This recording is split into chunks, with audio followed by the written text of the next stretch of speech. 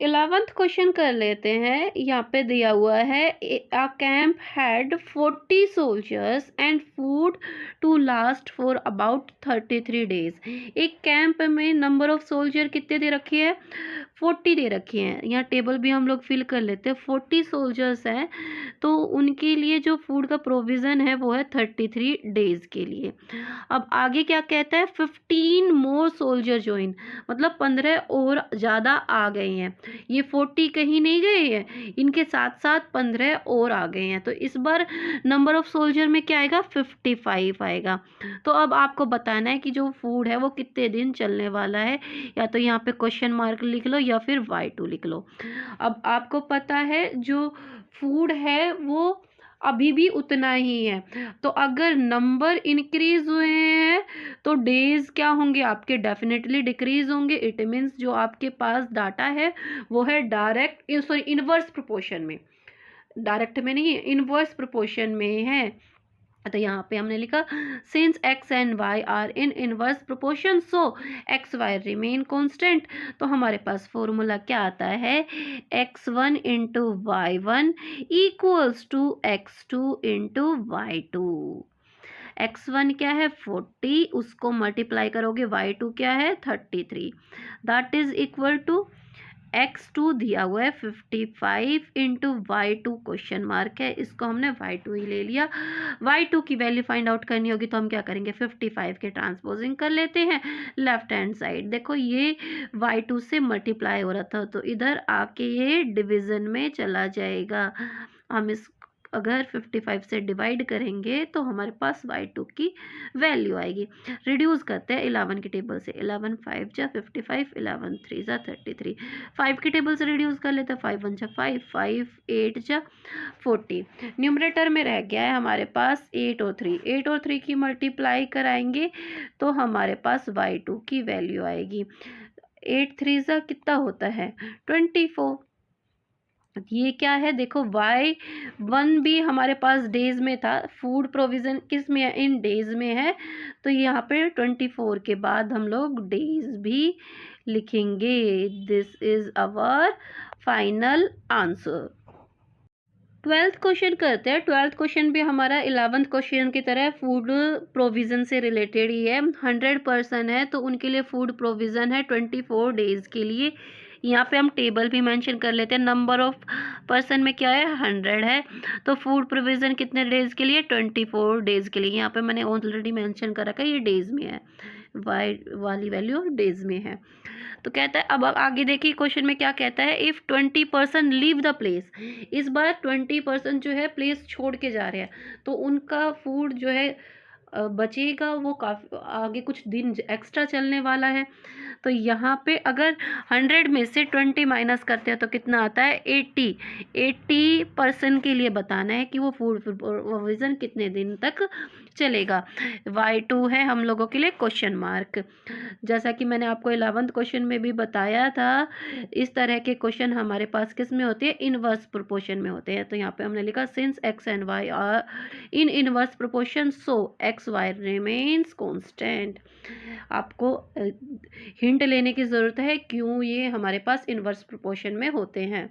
देखो एक बार टेबल में देखो, देखो अगर नंबर ऑफ पीपल हमारे हुए हैं डिक्रीज तो जो डेज हैं वो क्या होंगे?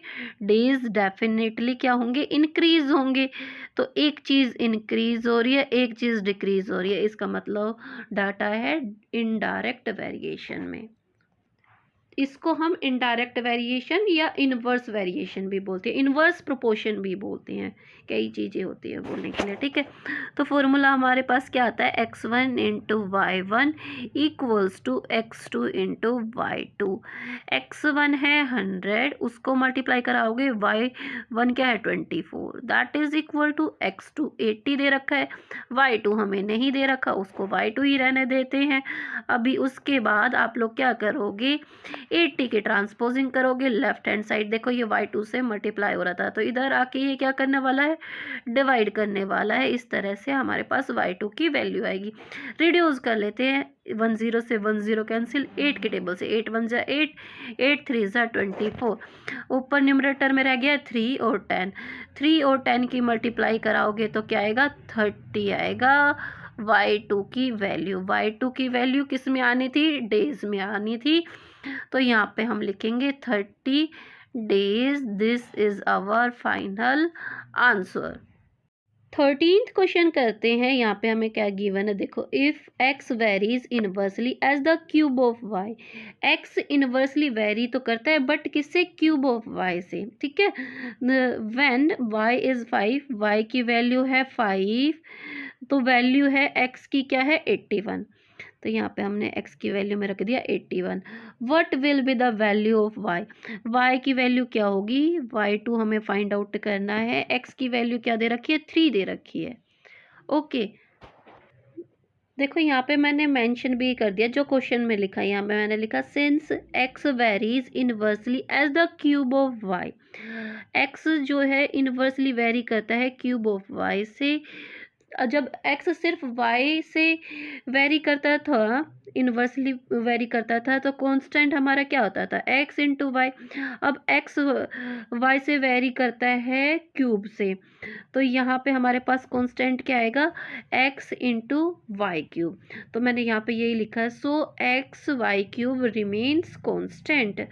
तो यहाँ से हमारे पास फॉर्मूला क्या आ जाता है जी, कांस्टेंट का फॉर्मूला भी मैंने इन्वेंट करवाना सिखाया था ना, x1 इंटू y1 का क्यूब होगा, ठीक है।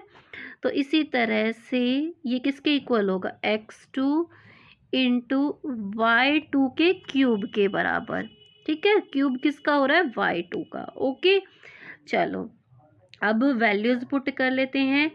x1 है हमारे पास 81 मल्टीप्लाई बाई y1 क्या है, 5, 5 का क्यूब होगा, तो यहाँ पे हमने 5 का क्यूब लिखा, that is equal to x2 हमारे पास 3 है इंटू y2 मुझे फाइंड आउट करना है, और y2 का क्यूब भी है, इस चीज़ का ध्यान रखोगे।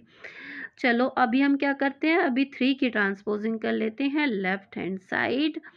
यहाँ पे हमारे पास क्या आता है, 81 into 5 to the power 3 divide by 3 equals to y2 का क्यूब।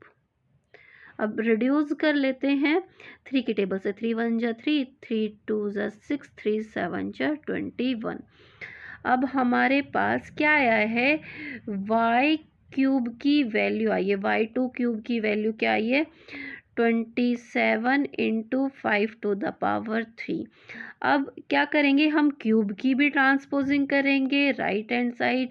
ये क्यूब इधर जाएगा तो क्या बनाएगा जी, क्यूब रूट का साइन बनाएगा, क्यूब रूट का साइन बनाएगा, किसके साथ, 27 इंटू 5 टू द पावर 3 का मतलब क्या हुआ कि 5 को 5 से मल्टीप्लाई कराना है 3 टाइम्स। अभी हम क्या करते हैं, 27 को भी प्राइम फैक्टराइज करा लेते हैं, 3 3 ज़ा 9, और 9 को 3 से मल्टीप्लाई करते हैं तो हमारे पास 27 आता है, इंटू 5 इंटू 5 इंटू 5। ये जो साइन था ये है क्यूब रूट का साइन। अगर हमें क्यूब रूट का साइन हटाना है तो हमें 3 नंबर्स का पेयर बनाना है, 3 नंबर के ट्रिपलेट में से एक नंबर जो है क्यूब रूट से बाहर आता है। ये चीज़ आप लोगों ने जब क्यूब और क्यूब रूट पढ़ा है ध्यान से याद भी होगी। तो इस ट्रिपलेट में से एक 3 आता है और पीछे वाले ट्रिपलेट में से एक 5 आता है, इन दोनों की मल्टीप्लाई कराओगे तो 15 क्या है, आप लोगों का फाइनल आंसर आ जाता है। Now move to the next question. चलो जी एक्सरसाइज का लास्ट क्वेश्चन करते हैं, 14th question. If y varies inversely as the square root of x, कहते हैं कि y जो है इनवर्सली वेरी करता है किससे, स्क्वायर रूट से x के, ठीक है, इनवर्सली वेरी करता है। तो हमारे पास k क्या आएगा, y into root of X. ठीक है, तो यहाँ से हमारे पास मैंने यहाँ पे लिख भी दिया है, since y varies inversely the square root of X, so y into root of X remain constant. चलो अभी ये फॉर्मूला तो मैंने आप लोगों को बता ही दिया है, पहले हम टेबल फिल कर लेते हैं। ये अभी इरेज कर देती हूँ मैं। यहाँ पे हमें x 25 दिया है तो y 6 दिया हुआ है। नेक्स्ट केस में हमें y 5 दिया है, x 2 हमें फाइंड आउट करना है, या इसको सिर्फ x रहने देते हैं। ठीक है, कंफ्यूजिंग में ही करते। फॉर्मूला मैंने आप लोगों को बताया ही था, क्या आया था हमारे पास, y into root of X, ये इक्वल होगा y2 into root of x2। अच्छा, इसका नाम ना x2 ही रख लेते हैं। ठीक है, हमारे पास फॉर्मूला ये आ जाता है इन्वर्स वेरिएशन के कारण, और इन्वर्सली कैसी है, स्क्वायर रूट ऑफ एक्स से y। मैंने आप लोगों को पहले ही फॉर्मूला निकालना बताया ही था। चलो वैल्यूज़ पुट करते हैं।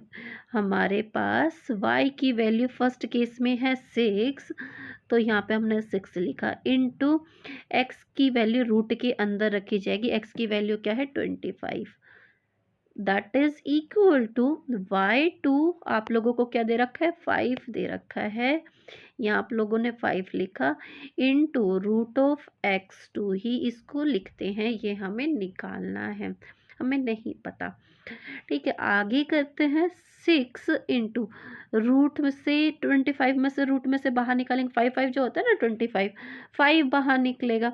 अब इस 5 की कर लेते हैं ट्रांसपोजिंग हम लोग, लेफ्ट हैंड साइड ये इधर आके क्या कराएगा, डिवाइड कराएगा। इस तरह से हमारे पास रूट ऑफ x2 की वैल्यू आती है। 5 से 5 कैंसिल हो जाता है, हमारे पास रूट ऑफ x2 की वैल्यू क्या आ गई है, 6 आ गई है। अब नेक्स्ट स्टेप में हमें ये रूट का साइन हटाना है, तो हमें क्या करना होगा, दोनों ही साइड स्क्वायर करना होगा। यहाँ लिखेंगे on squaring both side, left hand side भी और राइट हैंड साइड भी आप क्या कर दोगे, स्क्वायर कर दोगे। ठीक है, रूट x2 का क्या किया, स्क्वायर किया, तो हमने राइट हैंड साइड 6 का भी स्क्वायर किया। अब स्क्वायर के कारण ये रूट का साइन हट जाता है, तो x2 की वैल्यू क्या आएगी, 6 को 6 से मल्टीप्लाई कराओगे ना, इस पावर का 2 का मतलब यही है ना, 6 6 जा 36, तो x2 की वैल्यू आप लोगों के पास 36 आती है। This is your final answer.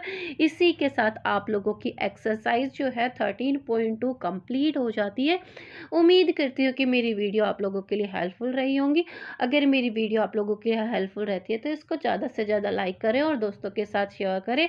मिलते हैं नेक्स्ट वीडियो में, till then bye bye, take care, stay connected.